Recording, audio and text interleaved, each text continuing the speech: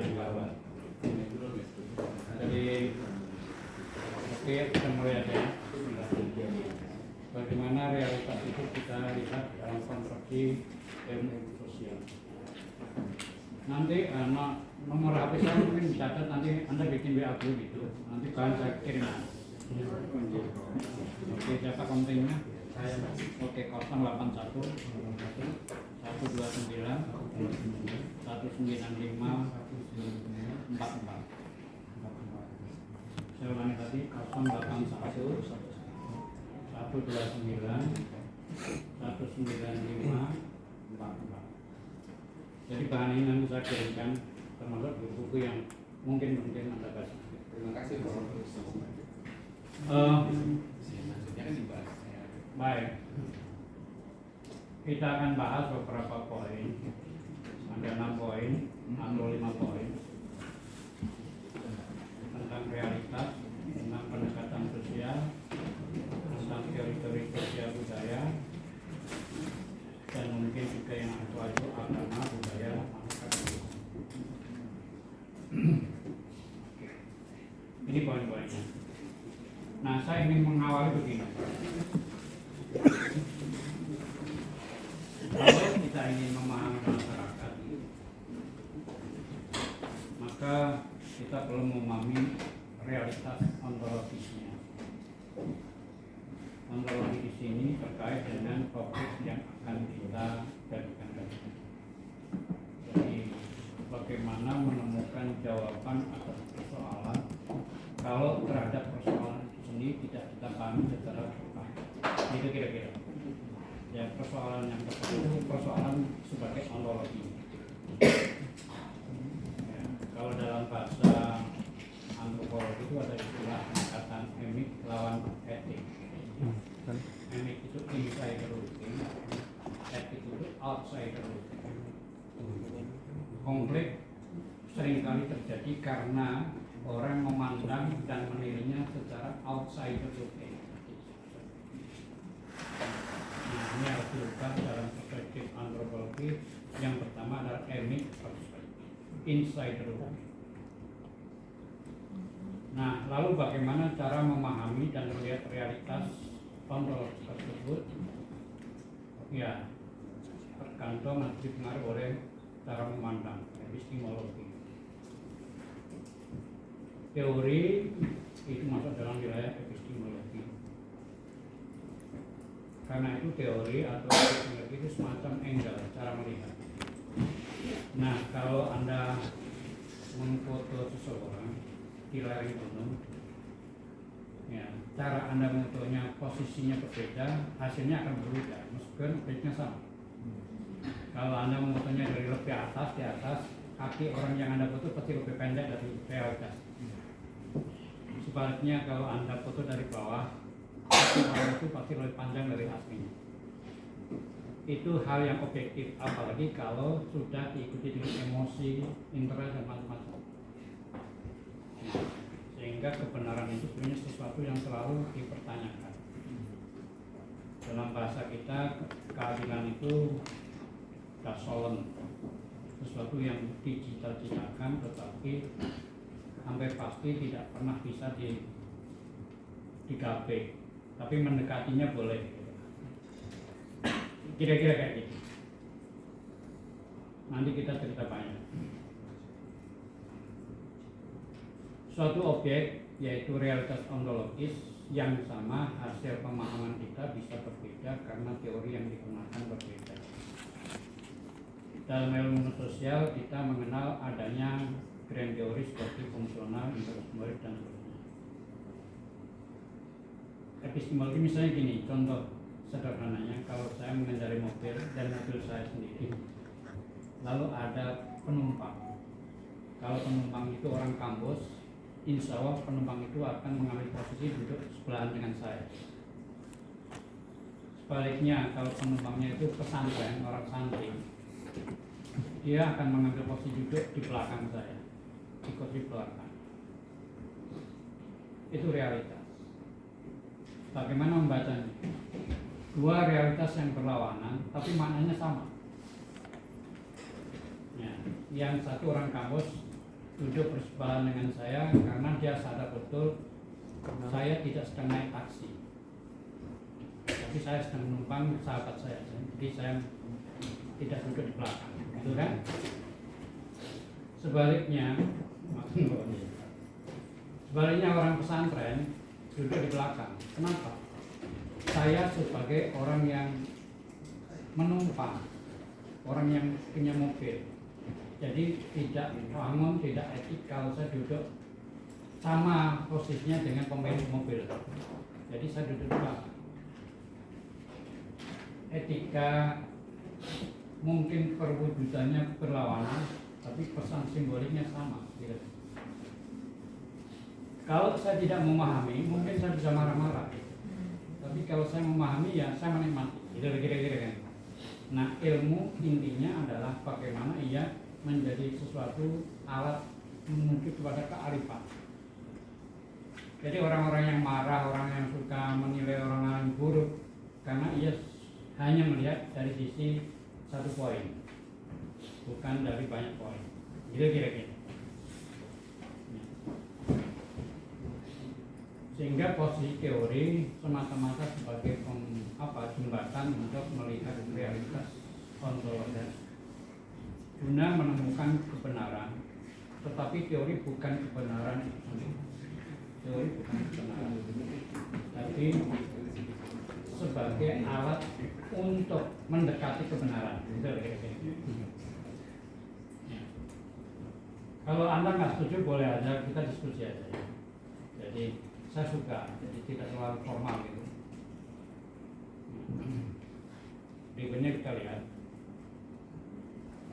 Nah, kebenaran ilmiah berdasar pada rasionalitas dan empiris itu tidak cukup hanya dengan cara kita menggunakan teori, tapi juga berdasarkan fakta-fakta yang harus kita gali secara benar. Contohnya begini, ada dalil yang mengatakan sebuah keluarga tanggung jawabnya adalah laki-laki sebagai kepala keluarga. Artinya kalau ada istri bekerja, berarti menurut dalilnya kemampuan sang suami tidak bisa mencukupi rumah tangga. Itu kira-kira gitu ya. Itu teori besarnya, teori umumnya. Betulkah begitu? Saya ke lapangan, saya ke Jepara. Ada orang Jepara di sini? Oke, saya datang ke keluarga atau kategori masyarakat yang miskin. Perempuan itu kerja keras. Oke, ini benar. Ya. Gara-gara si suami tidak bisa mencukupi kebutuhannya, ya istri bekerja. Tidak cukup di situ, saya datang ke kelas menengah. Pikiran saya kelas menengah sudah tidak bekerja perempuan kelas menengah gitu kan. Kok bekerja keras juga? Nah, berarti dalil tadi harus saya pertanyakan. Mestinya kan logikanya udah cukup, ngapain mesti kerja? Bikin sosialita, kumpul berontong misalnya gitu lah kira-kira kan. Kok bekerja keras? Dalil itu harus saya tanda petik ya. Saya pertanyakan ulang. Saya tidak puas.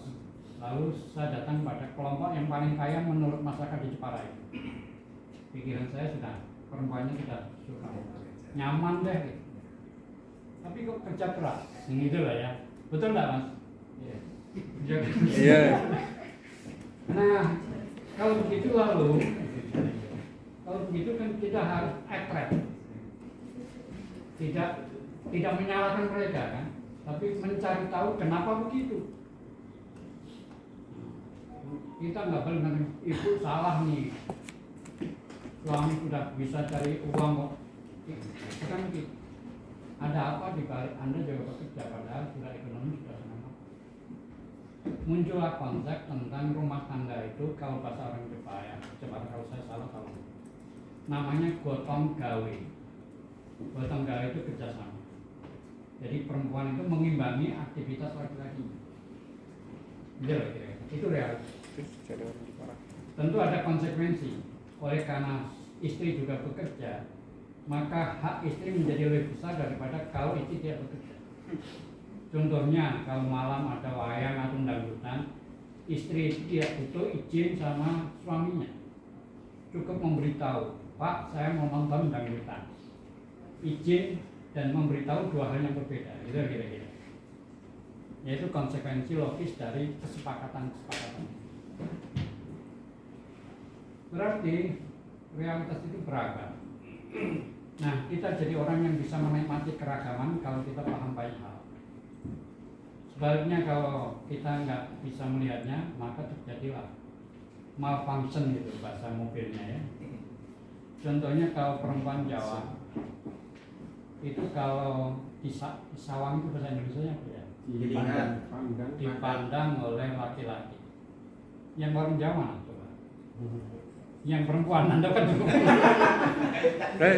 Oke. Sebaiknya gimana kalau dipandang? Melengos atau senyum? Tatap dengan Iya. tajam. Senyum atau melengos atau meludah gitu. Umumnya ada. Senyum. Membalas, memandang. Malu. Oke, senyum ya. Tidak menunjukkan sikap angkuh gitu kan. Nah, itu terjadi pada TKW juga. Orang Jawa yang jadi TKW, lalu dia menjadi TKW di Arab. Ya. Nah, ketika jadi TKW kan jadi ibu rumah tangga di sana kan, ada laki-lakinya kan. Nah, orang Arab memandang dia tersenyum TKW. Dalam bahasa orang Arab, kalau ada perempuan bukan mahramnya bisa tersenyum. Nah, begitulah kira-kira. Tidak pulang. Padahal ini kan salah paham. Dunia budaya itu demikian beragam. Kalau perempuan Arab bukan mahram di sawang dipandang oleh laki-laki bukan muhrimnya, dia harus menunduk. Tidak boleh memandang tersenyum. Maka itu yang terjadi. What will be lah gitu kan. Ulang-ulang bahwa apa yang terjadi. Itu contoh realitas. Perbaikan keturunan. Kadung sisan begitu ya kira-kira. Tapi enggak, itu artinya bahwa setiap masyarakat punya konstruksi tentang apa yang baik dan yang benar. Nanti di belakang kita lihat. Jadi memahami tingkah laku itu nggak bisa dengan linear. Nah, dia harus melihat dalam banyak sisi. Itu yang saya maksud. Betulkah begitu? Nah, itu soal metodologi. Nah, sekarang etika kita sebagai ilmuwan.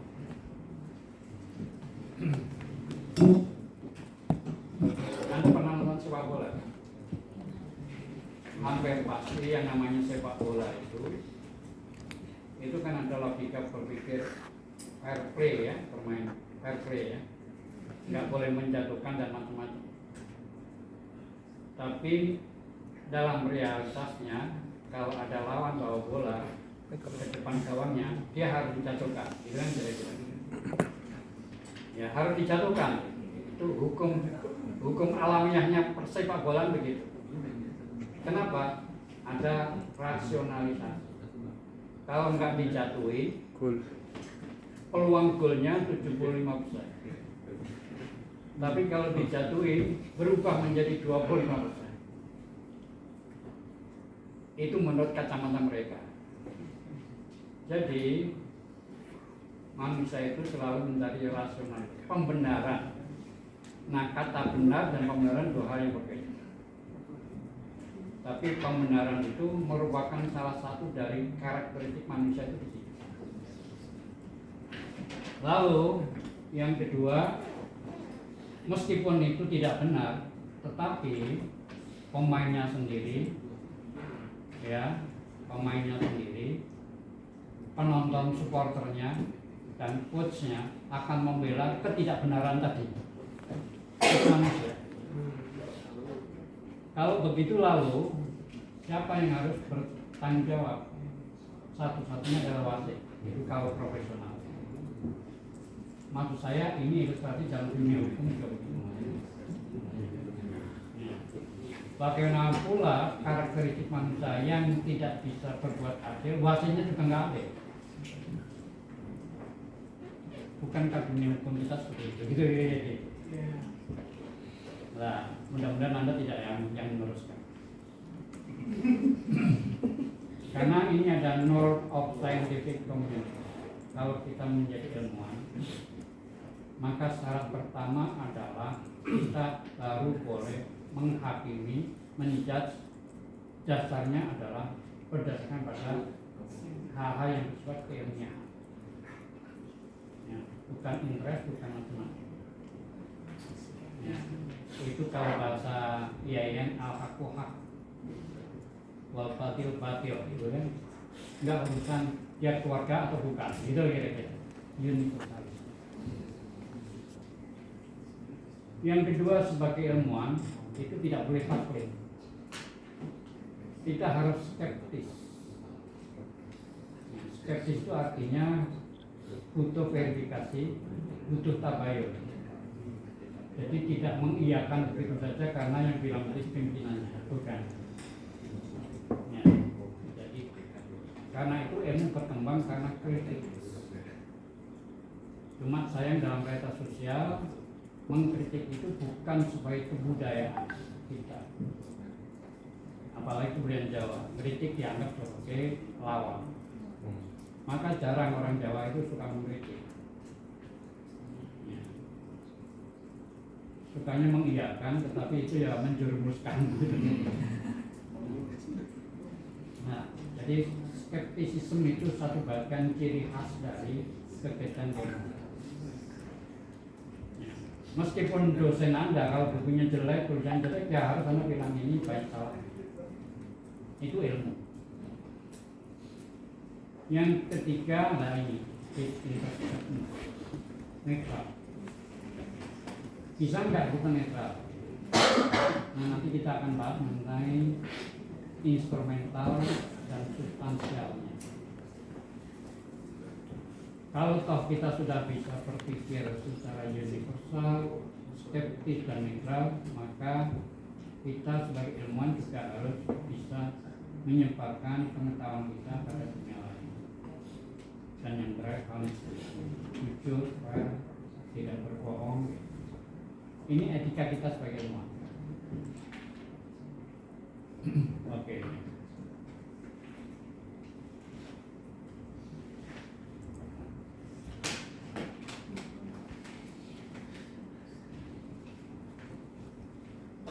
Nah, dari mana kita memulai membahas masyarakat? Sebetulnya membahas tentang dunia kebutuhan manusia. Secara umum, orang macam kita itu butuh yang namanya kebutuhan primer. Kebutuhan primer itu kalau dalam bahasa awamnya adalah kebutuhan tentang sandang, pangan, paparan. Kalau orang belum sampai pada tataran ini, maka terjadilah hal-hal yang bersifat pragmatisme dan macam-macam. Kalau dalam bahasa puisi macam burung gagak hitam yang menakutkan. Kalau dalam bahasa pemilu, orang-orang ini biasanya akan bicara tentang no money, no honey, gitu ya.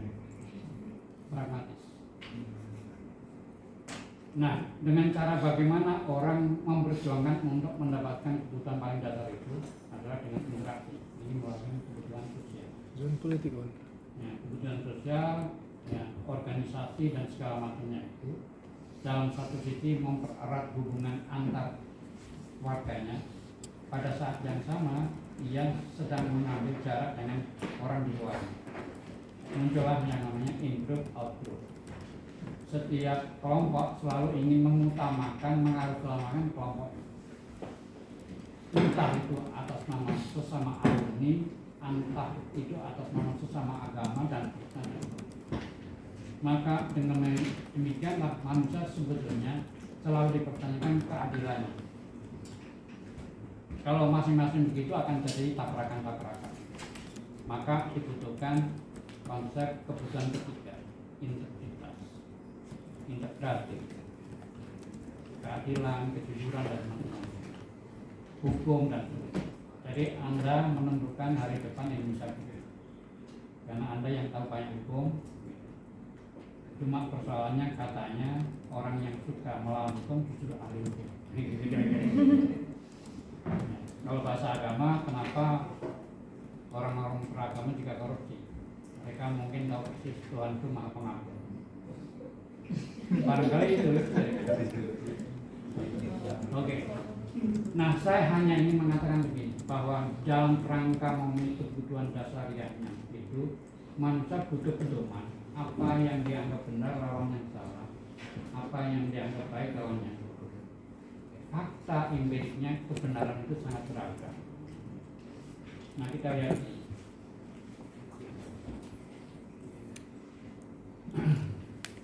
Jadi kebenaran itu ada sedianya 4 jenisnya.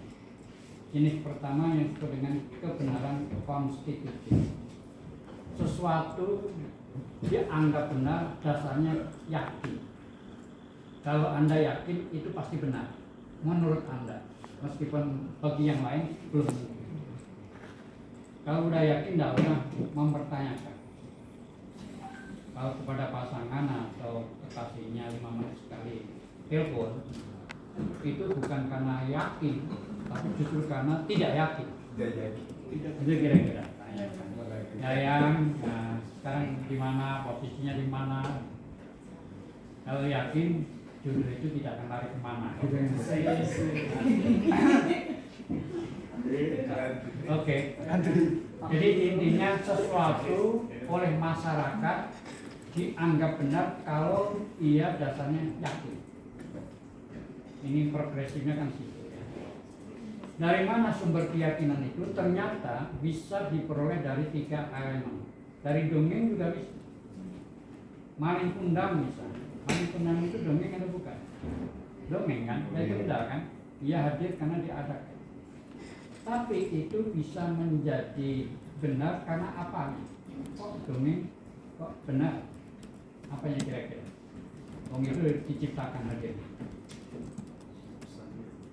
Maling kundang kok dianggap benar dan dijadikan acuan.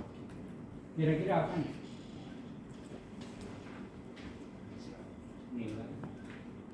Apalagi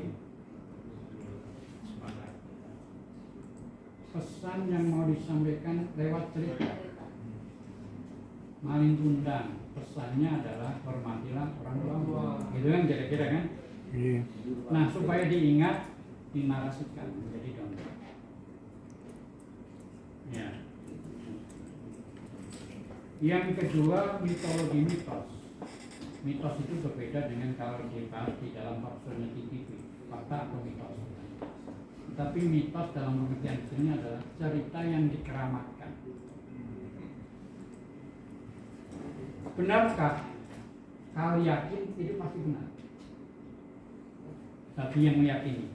Bagi yang nggak yakin, namanya juga nggak yakin itu nggak benar. Tapi bagi kita sebagai ilmuwan, pertanyaannya bukan di situnya. Nalar di balik mitos itu apa? Gitu loh. Reasoning. Kita kasih contoh. Ini kalau ada ahli hukum kan bisa ceritanya. Nelayan itu, tahu nelayannya? Nasibnya ada berapa? Nasibnya nelayan ada 3. 1 selamat dan dapat ikan. Nah itu kan, mulailah pengen kawin lagi itu menjadi nelayan. Yang kedua selamat tapi tidak dapat ikan. Ini istrinya mulai curiga. Dan yang ketiga adalah pulang hanya namanya doang. Karena perahunya tenggelam. Oke, fakta empirik kan. Pertanyaannya lalu, kenapa dia tenggelam? Kalau dijawab dengan ilmiah mudah. Saat itu badai begitu besar, perahunya begitu kecil. Gitu kan kira-kira. Tenggelamlah. Logis, ilmiah. Betulkah begitu? Belum tentu. Kenapa? Karena yang mati kok dia. Pada waktu itu juga ada nelayan yang lain punya perahu yang sama kecilnya. Kok sama? Muncul kata-kata jangan-jangan. Nah, ketika ada kata jangan-jangan harus ada sesuatu yang eksis. Nah, eksisnya di mana, gitu kan. Nah, kita belajar tentang misalnya maksudnya orang yang bertamu juga ada berapa? Ada 3 ya. Diterima dengan baik, dikasih konsumsi, ya. Biasanya waktu kita mahasiswa itu bertamu lah pada saat jam 12 siang, gitu kan. Sekarang diajak makan kita gratisan. Yang kedua, bertamu diterima tapi tidak dikasih apa-apa. Dan yang ketiga, boleh jadi kita ditangkap karena mengaku bertamu tapi masuk rumah lewat jendela jam 11 malam. Apa persamaannya antara analoginya antara bertamu dengan nelayan? Ada apa? Tata ruang. Rumah tata ruang. Tidak ada rumah tanpa tata ruang. Laut juga tata ruang. Kesimpulan pertamanya adalah setiap tata ruang ada penguasanya. Untuk bisa selamat dia harus minta izin pada penguasanya. Gitu loh, itu logika berpikir masyarakat. Siapa penguasanya? Enggak tahu, tapi harus disebut. Tidak mungkin penguasanya anu, tidak bisa. Anumu itu saru banget. Nganu. Nah, kalau nelayan di Laut Selatan, siapa penguasa? Konsentrasi orang Jawa, kalau penguasa itu kalau nggak raja ya ratu. Ratu di mana? Di laut. Laut mana? Muncullah ratu Laut Selatan. Ketika itu disebut, maka saat itu juga eksis. Ya kan? Eksis. Kalau eksis, berarti ada relasi. Yaitu nelayan mencari ikan di laut, di mana di situ ada penguasa. Lalu muncullah cara berpikir nelayan bahwa kalau saya mendapat ikan dan selamat, itu artinya ada kebaikan dari penguasanya pada kami. Kalau begitu lalu masa orang diberi kebaikan tidak dijawab dengan kebaikan. Muncullah yang namanya ritual labu. Nah, ulang terus sekali mempersembahkan kebaikan-kebaikannya pada sang penguasa. Lalu dinarasikan jadi mitos. Jadi mitos itu punya resonen. Meskipun resonen itu hasil konstruksi manusia.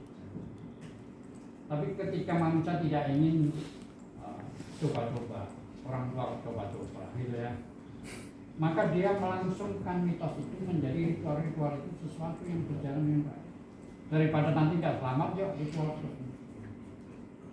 Itulah salah satu dari hukum yang namanya kebenaran dasarnya hukum. Yang ketiga tentu agama. Agama benar nggak penting untuk dibuktikan. Yang misalnya kalau saya tanya pada yang Islam, waktu bulan Ramadan puasa nggak? Puasa. Ngapain puasa? Ya kewajiban. Kalau nggak dikerjakan dosa. Kalau dosa kenapa? Masuk neraka. Kok tahu kalau masuk neraka? Ya yakin. Kalau udah yakin nggak butuh verifikasi. Itu salah satunya. Jadi makanya kebenaran atas dasar keyakinan itu membahayakan ketika dibawa dalam instrumen berpolitik atau perhitungan. Ya, menjustifikasi tanpa verifikasi itu agama. Nah itu bahaya nanti. Yang tidak miring ini nanti tidak perlu disolati ini kalau mati ya, itu bahaya banget gitu kan. Kalau ilmu kan butuh verifikasi. Itu kira-kira poinnya. Yang kedua, sesuatu dianggap benar dasarnya bukan karena keyakinan, tapi lebih kepada pengalaman yang dinalarkan. Itu yang disebut dengan kebenaran kognitif. Nah, kebenaran kognitif itu melahirkan 2 anak kandung yang sah. Jangan tanya nikahnya kapan. Yang pertama yang disebut dengan local wisdom atau local knowledge, dan yang kedua scientific knowledge. Local knowledge itu setiap masyarakat punya kebenaran atas dasar pengetahuan lokal.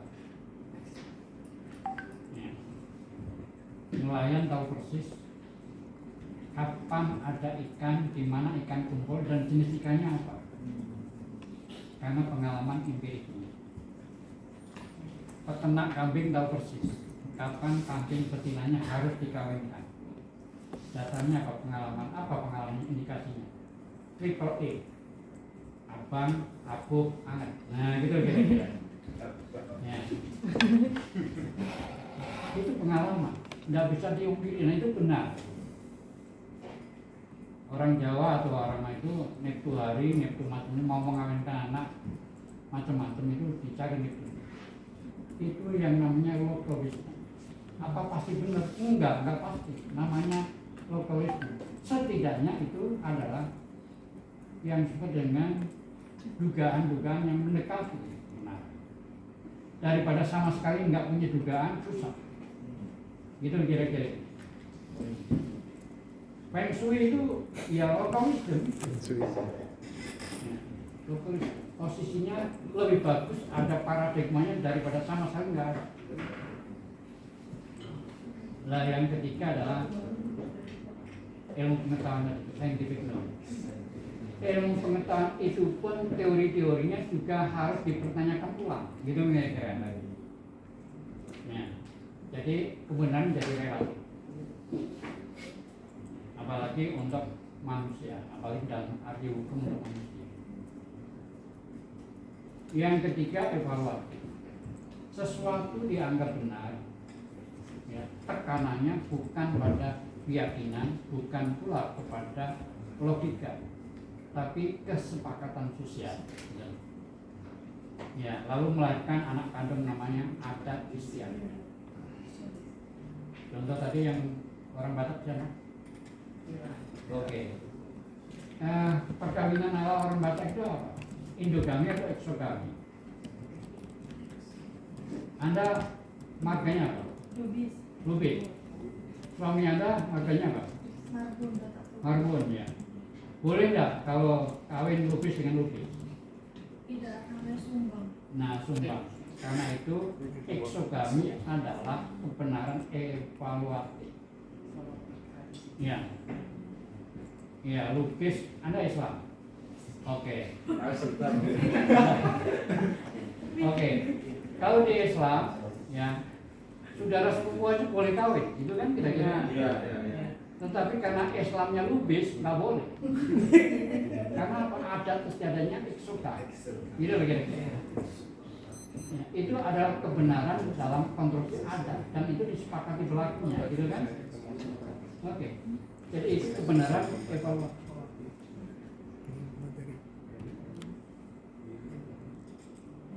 Sebaliknya kalau orang Arab indogam gitu ya, syarif harus dapat syarifah gitu.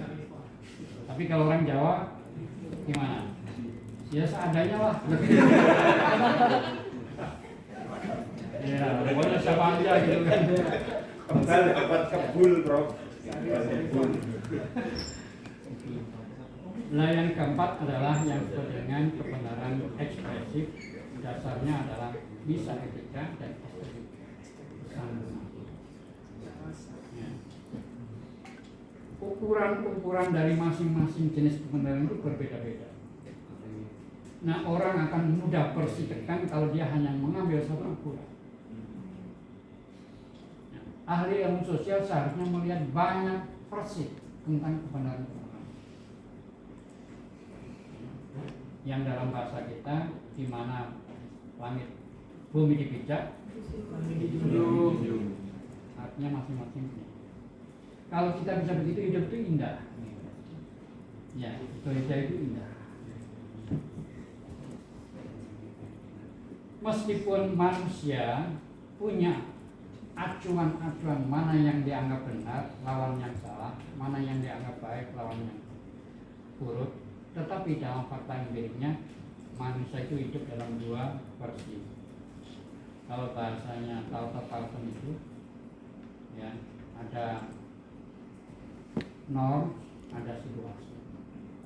Yang di atas itu yang ideal. Meskipun ada peluang dan kesempatan dan membutuhkan, tapi karena ini uang haram ya sorry. Itu sesuai dengan norma, value dan norma. Jadi manusia macam kita akan memaknai segala sesuatu tindakan sesuai dengan tujuan utamanya. Ya, min itu maknanya. Jadi yang min 1 itu ideal banget, min 2 agak ideal, min 3 lumayan ideal, min 4 pragmatis, sangat pragmatis. Nah gitu kira-kira. Itu karena kita sebenarnya dihadapkan oleh dua kekuatan Tuhan dan kekuatan setan. Benar kira-kira. Apa yang disukai Tuhan dibunuh setan. Apa yang disukai setan dibunuh Tuhan. Itu kan faktanya. Ada conscience dan ada kalau bahasa Sigmund Freud-nya ada libido, ada conscience, ada hati nurani. Jangan-jangan hanya satu. Dibenci Tuhan sekaligus dibenci setan. Apa itu? Menikahi istrinya setan. Lebih kawal lagi kau memperkosa. Itulah kita. Kenapa? Kenikmatan itu kesenangan jarak dekat ya. Surga itu kesenangan jarak jauh. Yang dekat aja sudah ada, ngapain masih nunggu sini? Itu ambil aja lah. Itu manusia itu. Ya. Nah yang mengendalikan apa? Remnya, pakem atau plong, itu kan gitu. Ya. Dulu ada ungkapan, kamu kerja di mana? Tempat basah atau tempat kering, gitu kan? Tempat basah bukan di PDAM, bukan. Di pajak, di macam-macam. Tapi setiap basah hampir selalu itu basah sekali. Godaan-godaan itu lebih menjanjikan daripada tidak digoda. Itu poinnya ya. Jadi saya ingin mengatakan bahwa bicara hukum sebetulnya bicara tentang perilaku dan efek dari perilaku manusia. Dan perilaku itu beragam. Ada motivasi, ada macam-macam. Hukum dalam satu sisi akan berdiri sendiri atau dia akan juga mengidentifikasi perilaku atas dasar kebenaran atau apa. Nah, kalau hukum adat berlawanan dengan hukum pidana atau hukum formal, lalu bagaimana? Itu kan persoalan-persoalan para ahli hukum. Nah, disitulah kemudian muncul konsep tentang ideal culture versus actual culture. Fakta empirik. Ya, orang Indonesia hampir semuanya beragama, tapi mudah untuk melawan agama. Kalau begitu lalu bagaimana kalau agama itu ditiadakan? Itu kira-kira kan tidak begitu logikanya. Wong ada agama aja banyak orang yang nggak benar, apalagi tanpa agama. So disitulah ada gap. Gap adalah masalah. Nah bagi kita sebagai akademisi, apa makna dari masalah itu? Masalah sejatinya adalah mempermasalahkan. Gitu kan kira-kira. Nah kenapa kita permasalahkan? Ya karena ada ketidaksesuaian. Ketidaksesuaian tentang apa? Nah ini ada beberapa kemungkinan antara teori dengan fakta. Oke, itu teori umumnya begitu. Antara seharusnya dengan yang fakta, dasarnya dengan fakta. Yang kedua bukan urusan itu, bisa juga antara fakta dengan fakta. Misalnya di banyak departemen itu korupsi sudah biasa, tapi ada satu departemen kok betul-betul terjamin dari korupsi. Fakta yang berbeda itu bisa diteliti, kita permasalahkan. Misalnya gitu. Yang ketiga antara teori dengan teori itu bisa dipermasalahkan. Kalau dalam bahasa antropologi misalnya James Scott mengatakan petani adalah kelompok masyarakat yang irasional. Kenapa irasional? Karena produksi bertani hasilnya, proses memproduksi dengan hasilnya tidak seimbang. Tapi kok tetap maunya gitu kan, irasional. Tapi kok ini juga ahli pertanian mengatakan bahwa petani adalah makhluk yang sangat rasional. Dua ahli teori fikih tapi pendapatnya berlawanan. Kenapa bisa begitu? Kira-kira apa? Tapi dua ahli tentang dunia pertanian dalilnya berlawanan.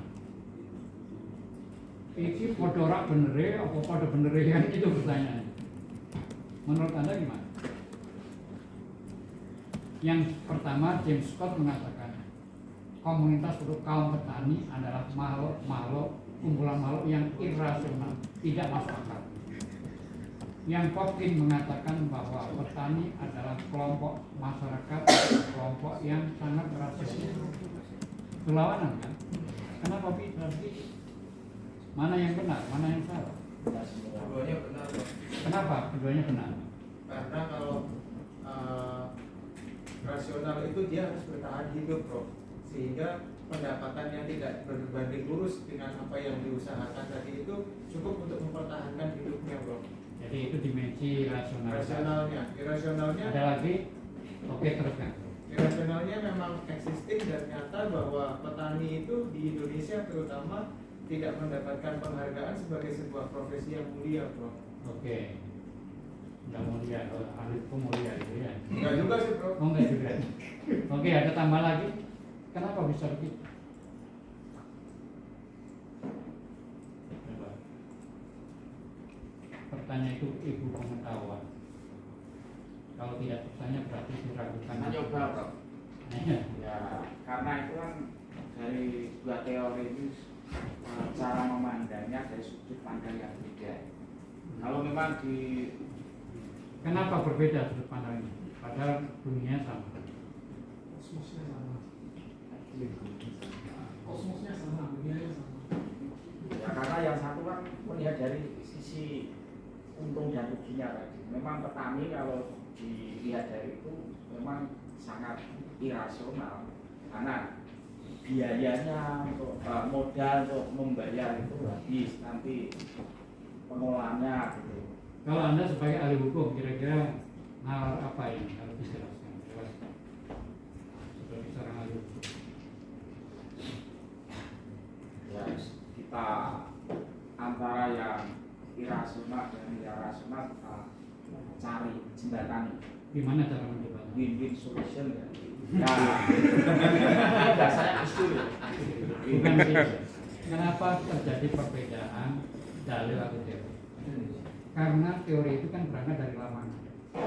Nah, lapangan yang digali oleh mereka itu berbeda. James Scott meneliti petani di Asia Tenggara, Popkin meneliti petani di Brasilia. Nah, di sana itu kan tanahnya per hektar macam-macam. Supermarket tergantung sekali sama petani Indonesia. Yang menghargai itu ada petani ala Brasilia.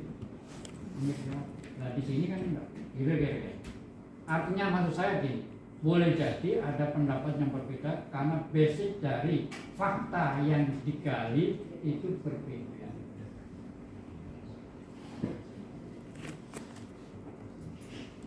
Itu nanti kembali pada hukum adat, bahwa adat tertentu bisa saja berlawanan dengan norma hukum positif. Nah, gitu. Kearifan kita juga harus melihat ke sana. Maksud saya begitu. Ya, oke. Jadi masalah intinya mempermasalahkan. Karena kalau nggak dipermasalahkan dunia tidak kiamat kan. Nah, tugas kita ilmuwan adalah mempermasalahkan.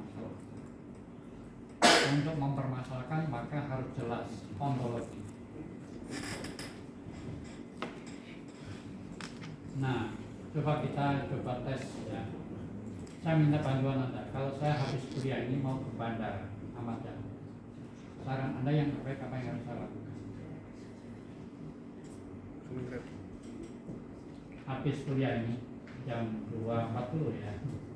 Saya mau ke bandara. Saya minta tolong bantuan Anda. Kira-kira apa yang terbaik untuk saya lakukan? Sudah persiapan tidak, Direktur? Nah, ya. Wong Jawa kita yang mau ya. Apalagi kira-kira?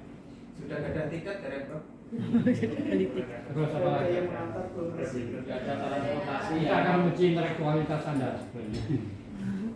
Saya sehabis ini mau ke Bandar Ahmad Yani. Tolong deh, saya kasih saran sebaiknya apa yang harus saya lakukan. Hati-hati, Prof. Bandara mau keperluannya apa, Bro? Oke, yang lain? Betul, sudah tahu tadi. Nah, naik. Anda ini orang baik-baik, tapi nggak cukup jadi ilmuwan. Mau Itu di orang-orang atap, baik Prof. secara sosial. Nebeng kan? Kalau ilmuwan harus tanya seperti Anda, apa? Perluannya apa di Bandara? Apa perlunya ke Bandar? Gitu betul kan? Perlu itu akan menentukan cara. Ya bayangan Anda kan ke bandara naik pesawat, gitu kan kira-kira. Anda nggak salah, itu common sense. Tapi ilmuwan bukan hidup dalam common sense, gitu kan? Nah, gitu. Mau apa? Ya. Kalau orang win jangan nanti santar Pak. Kita pahalan gitu. Mau saya mau olahraga jalan kaki kalau diantar gimana sih gitu kan? Harus tahu. Itu maksud saya gitu. Jadi kita harus jeli. Realitas ini jadi penting. Ya, kebaikan tidak cukup tanpa dengan kejelian. Jadi mahasiswa saya bilang, tolong ambilkan buku saya di kantor, langsung berangkat. Sampai di kantor buku apa yang diambil, bukunya apa? Nah, itu dia, gitu. Kebaikan belum cukup menjadi ilmu. Kita harus detail. Nah, bagaimana detailnya? Ini. Realitas itu ada layer of reality. Nah, bedanya orang awam sama ilmuwan itu ada di sini. Ya. Orang awam biasanya apa yang dia lihat itulah yang ia persepsikan sebagai kebenaran. Ya. Nah, realitas itu ada level-level. Level pertama yang namanya realitas empirik. Sesuatu yang tidak terstruktur ada. Nah, kalau Anda penelitian lalu menarasikan semuanya, itu sangat tebal disertasi Anda. Tapi itu baru realitas empirik.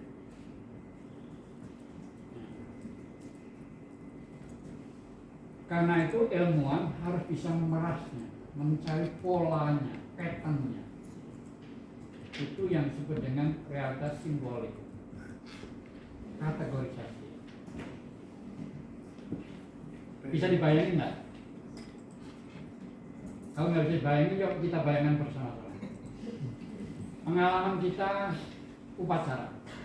Ada yang belum pernah ikut upacara? Semuanya upacara kan? Jam berapa upacara mulai? 7. Jam 7. Yuk kita tanyakan, sebelum jam 7 dimulai upacara, apa yang terjadi? Persiapan baris berbaris. Mahasiswa, dosen, rektor, dan segala macam kumpul tidak beraturan. Semuanya disebut dengan sivitas akademika. Oke, itu kan betul kan? Ya. Belum mengatur diri belum? Itu yang disebut dengan realitas empirik. Nah, secara global disebut mereka yang upacara adalah sivitas akademika. Kalau undip ya sivitas akademika. Siapa? Ya ada mahasiswa, ada dosen, ada admin. Ya, kumpul itu ya sakar mesti kumpul. Itulah realitas empirik. Kalau kita wawancara, itu juga relasi empirik ketika wawancara ini macam-macam, tidak teratur kan? Tugas kita lalu yang kedua adalah membuat pattern pola. Pattern itu ketika upacara akan segera dimulai, semuanya masuk ke dalam gelanggang upacara dan masing-masing orang tahu paham di mana tempatnya, itu kan kira-kira kan? Pattern. Sehingga pattern itu dalam realitas sosial sudah ada atau kita yang harus mengadakan. Kalau Anda misalnya nyun sewu, pergi ke suatu tempat gedung atau apa, ya Anda kebetulan maaf ya mau ke belakang, Anda tidak perlu tanya-tanya, pasti bahwa toilet itu tidak di depan, itu Di kan belakang. tidak kan. Bagian paling pojok belakang, pattern. Jadi nggak menghemat pertanyaan. Kalau Anda mau ketemu direktur, nggak mungkin lah di situ di gedung, di situ ada orang gagah-gagah di depan. Wah ini pasti orang direkturnya, orangnya gagah banget. Nggak mungkin. Itu pasti security. Kalau Anda ke pasar tradisional, nggak mungkin lah jenis-jenis ikan, lalu apa yang bau-bauan itu di depan. Itu yang disebut dengan pattern, pola. Tugas kita ilmuwan adalah dari yang empirik kita bisa mempolakan. Pola itu mungkin sudah ada atau pola itu harus kita ada.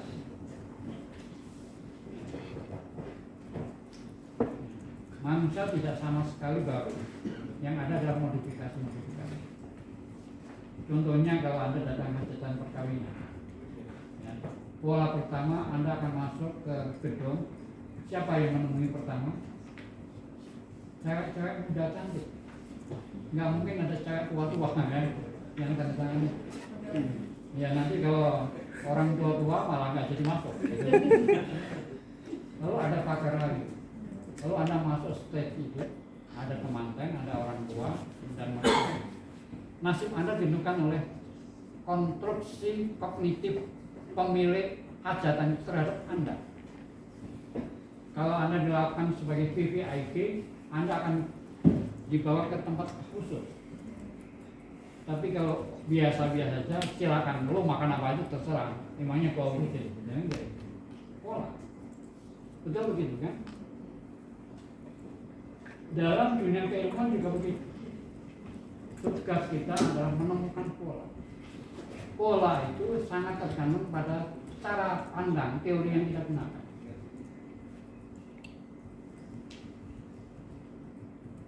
Sehingga barangnya sama, tapi penjelasannya bisa berbeda-beda karena teori yang kita gunakan berbeda. Oke, itu yang level kedua ya. Level ketiga, setelah ada pola, pasti ada maknanya. Tugas kita adalah mencari makna. Maling kundang ceritanya adalah zaman kecilnya dia diasuh orang tuanya, bla bla bla. Setelah itu di kota gini-gini. Lalu dapat cewek, gara-gara dapat cewek, nah gitu kan. Nah itu narasi. Di dalam narasi selalu ada pesan. Kedipan mata itu aktivitasnya. Tapi di balik kedip-kedip mata Anda ada apa? Gitu. Jangan bilang Anda itu ganteng, tajir, tapi matanya kok penyakitan. Misalnya gitu kan, ada makna. Maknanya apa? Dicari. Nah, itu dibutuhkan interpretasi. Nah, ada interpretasi. Interpretasi itu ada kaitannya dengan lingkungan sosial budaya.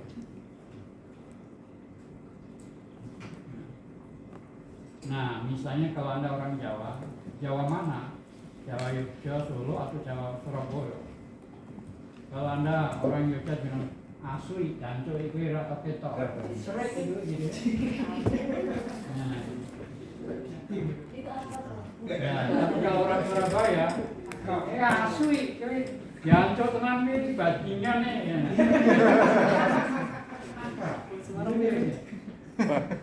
Jadi konstruksinya itu terganggu di surat. Benar ke danco kan akrab gitu ya.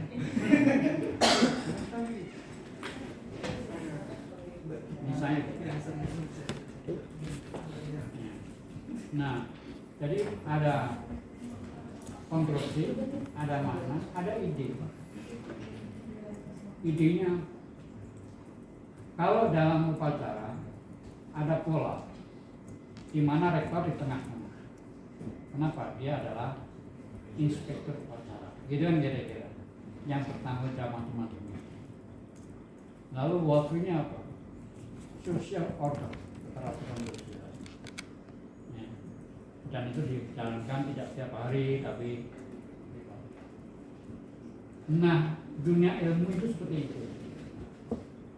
kita harus menangkap paling awal adalah fakta-fakta empirik. Dari fakta empirik lalu kita membenarkan. Tapi bagaimana kita mempertanyakan kalau otak kita kosong? Ya, empty. Contohnya apa? Kalau kita bawa kendaraan, ini satu ilustrasi. Di tengah jalan yang tidak ada siapa-siapa, kendaraan kita macet. Ya.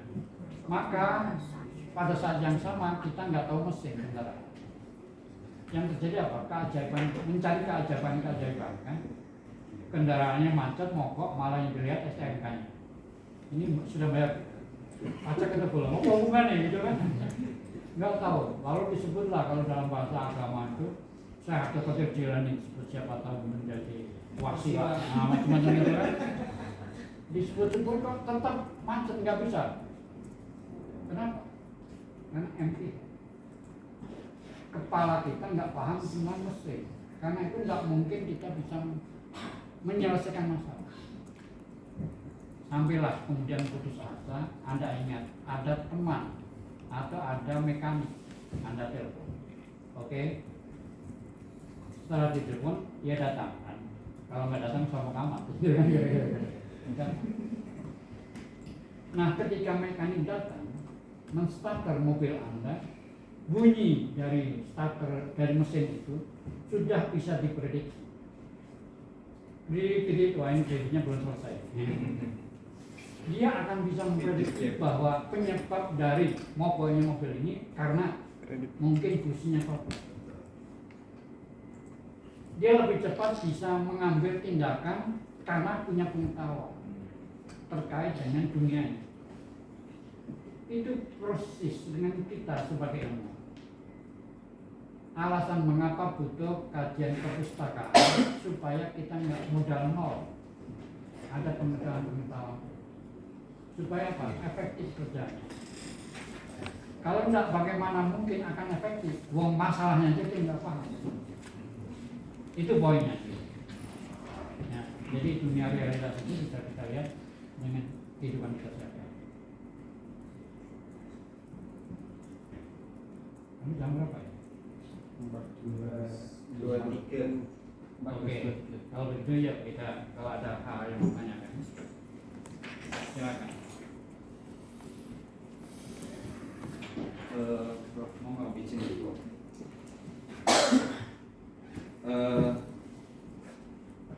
Seperti yang tadi disampaikan oleh Prof bahwa bisa saja dan mungkin benar dalam satu realitas ontologis itu kita dapat menemukan kebenaran yang mungkin berbeda-beda tergantung dari metode atau teori yang digunakan. Nah, ini sebenarnya relate dengan beberapa mata kuliah, Prof, mohon izin. Mata kuliah di sini yang dalam tanda petik ada kecenderungan misalkan melihat hukum itu sebagai suatu realitas yang di satu teori ini adalah salah, tapi yang benar adalah ini.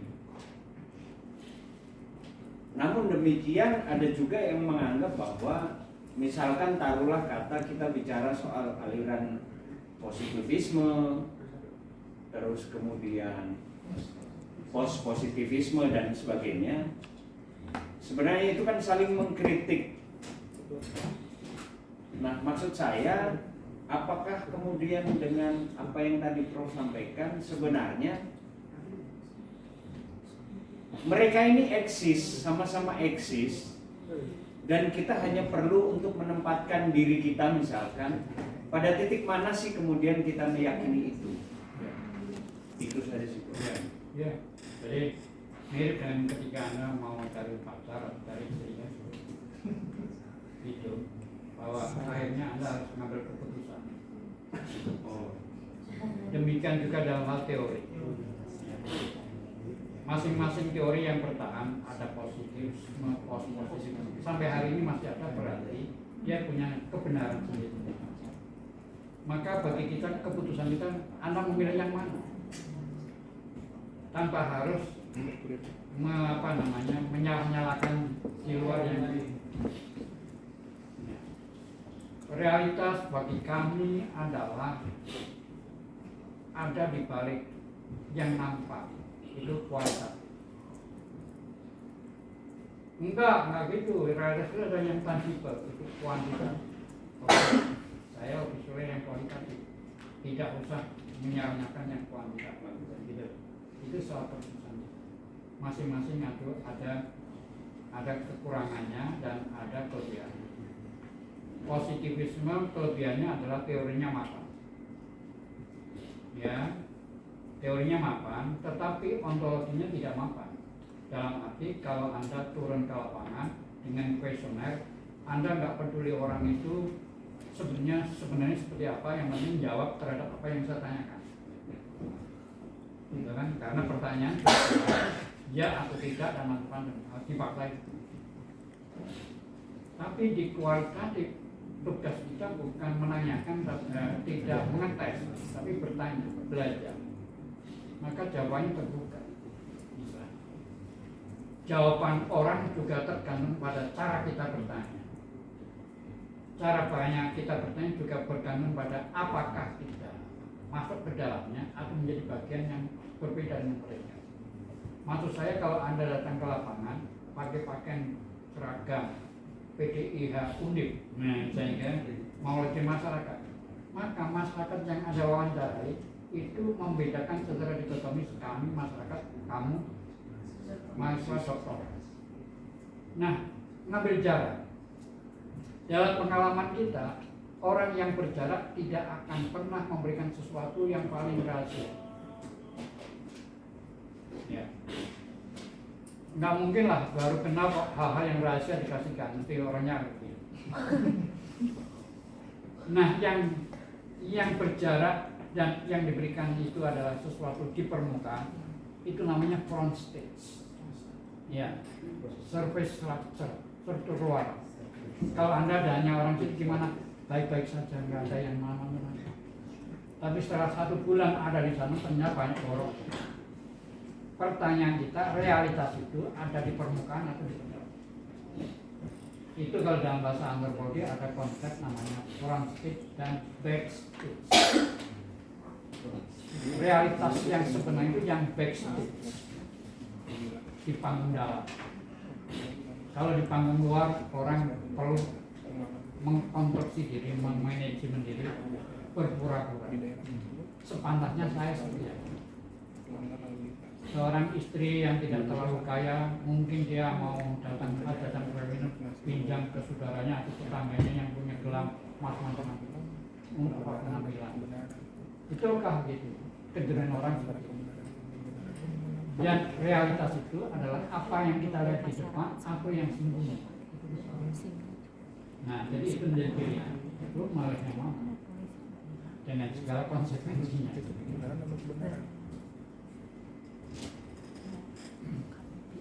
Kalau dalam bahasa, contoh aja, kalau dalam bahasa orang Islam kan laki-laki itu boleh kawin berapa? 2, 3 atau 4. Jadi dalil diizinkan laki-laki mengawini 2, 3, 4 itu namanya teks. Ya, teksnya bilang begitu. Mikir. Tapi teks tidak datang tiba-tiba.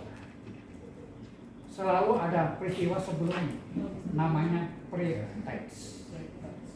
Ya. Nah, asbabun nuzul.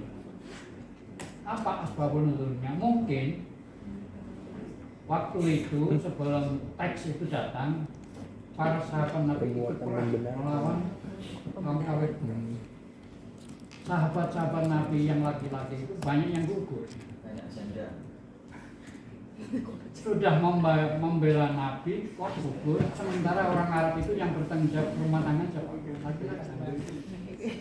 Maka janda-janda orang-orang para sahabat ini harus dimuliakan. Janda-janda ini punya anak. Jangan lalu gara-gara ikut Nabi kok anaknya jadi besar. Harus dimuliakan. Caranya gimana? Hai laki-laki yang berkeadilan, yang berkecukupan. Hormatilah anak-anak yatim dengan cara mengawini yang nalar kan gitu. Masuk. Bukan soal nafsu, gitu kira-kira. Bionya apa? Sudah membela agama, dia dimuliakan. Wong yang meninggal aja tidak perlu dimandiin kan? Itu sangat dimuliakan oleh Tuhan. Loh, janda-jandanya dan anak yatimnya kok tidak dimuliakan? Harus dimuliakan. Siapa yang muliakan? Ya laki-laki yang bisa memuliakan, bukan sembarangan orang. Benar. Ini kan. Jadi poin pesan pertamanya adalah dalam Islam itu monogami. Ya. Baru kemudian dibuka ruang.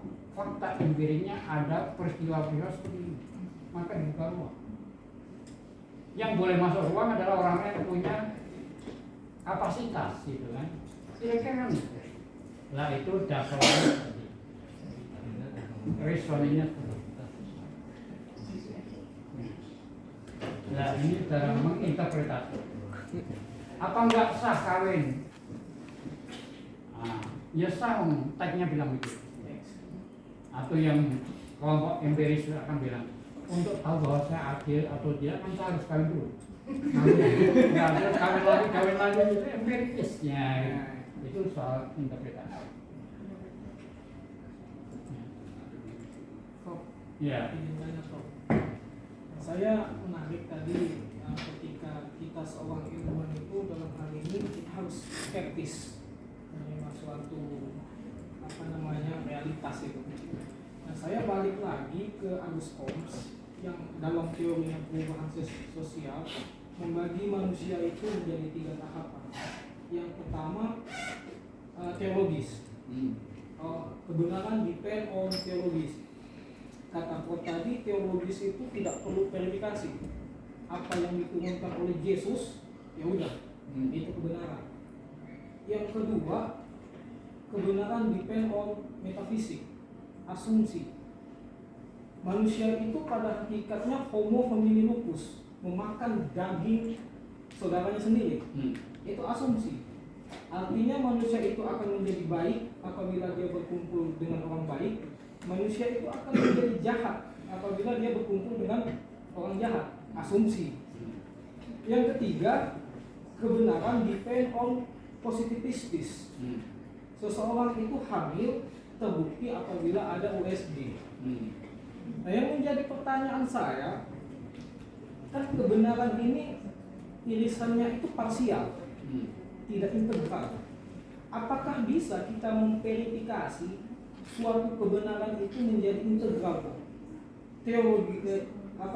Teologisnya realistis, metafisisnya realistis, positivistisnya realistis. Artinya integrated, saling berkaitan, sehingga tidak ada dikotomi bahwa kata orang positivistis ini kan yang benar. Hal ini itu terkejawantah kok di dalam hukum.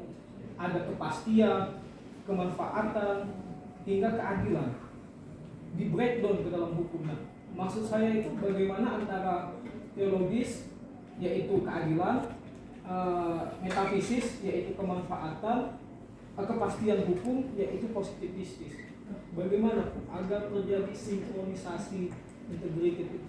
Yang pertama tentang madhab keilmuan yang kita pakai. Kalau keilmuan, kalau sesuatu ilmiah atau tidak, dalam bahasa Thomas Kuhn ada setidaknya 3 ontologi, epistemologi, dan logika. Yang kedua soal pendekatan, bahwa sesuatu dianggap ilmiah atau tidak, dasar utamanya adalah apakah ada hal yang nalarnya apa dan ada verifikasinya, empiriknya. Baru yang ketiga, cara memahaminya.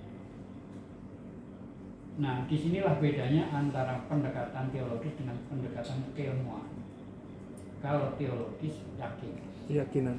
Ya, tapi kalau keilmuan itu butuh ada Scientific. respon dan ada verifikasi.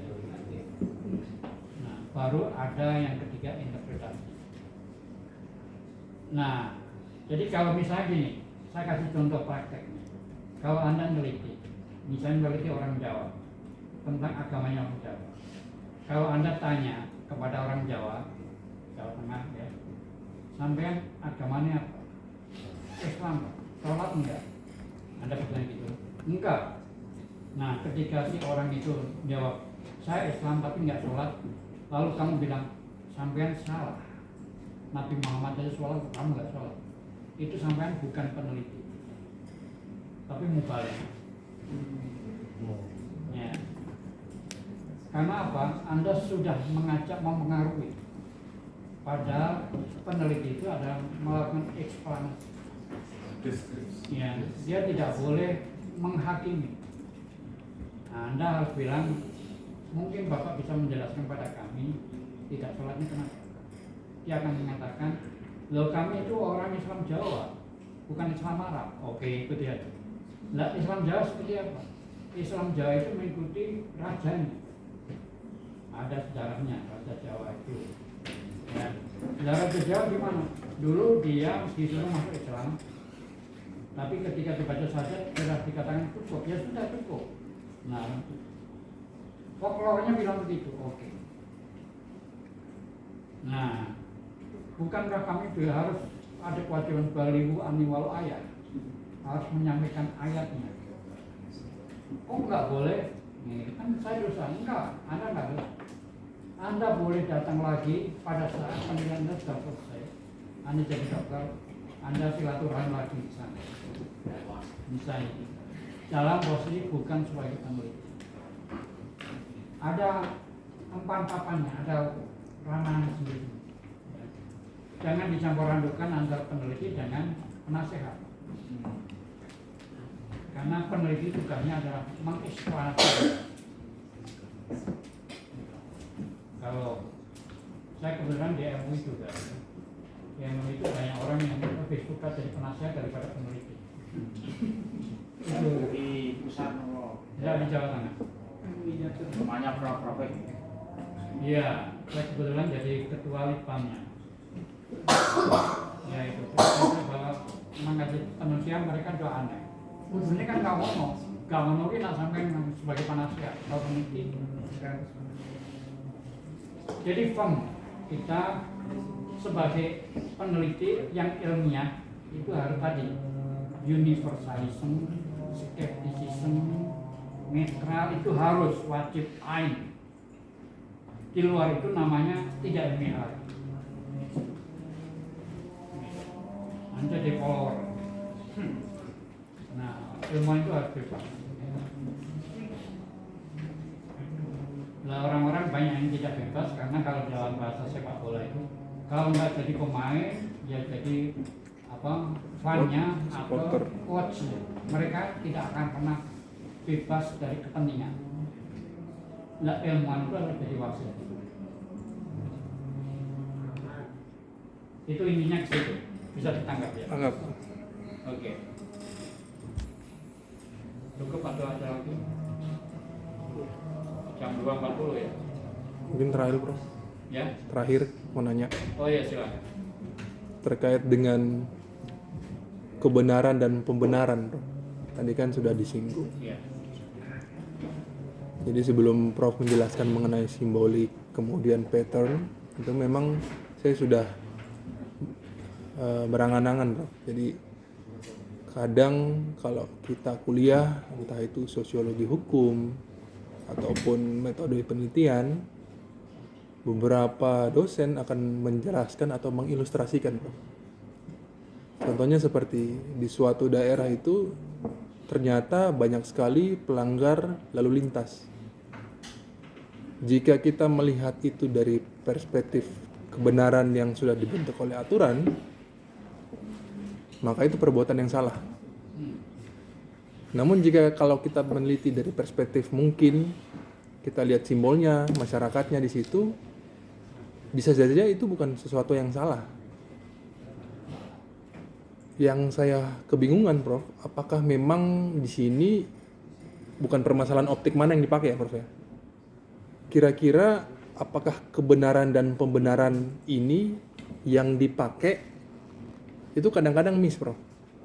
Ini kebenaran, ini pembenaran. Ataupun ini sebaliknya. itu sebenarnya ada batasan pastinya nggak, Prof? Ada. Yang jelas bahwa benar itu berbeda dengan pembenaran.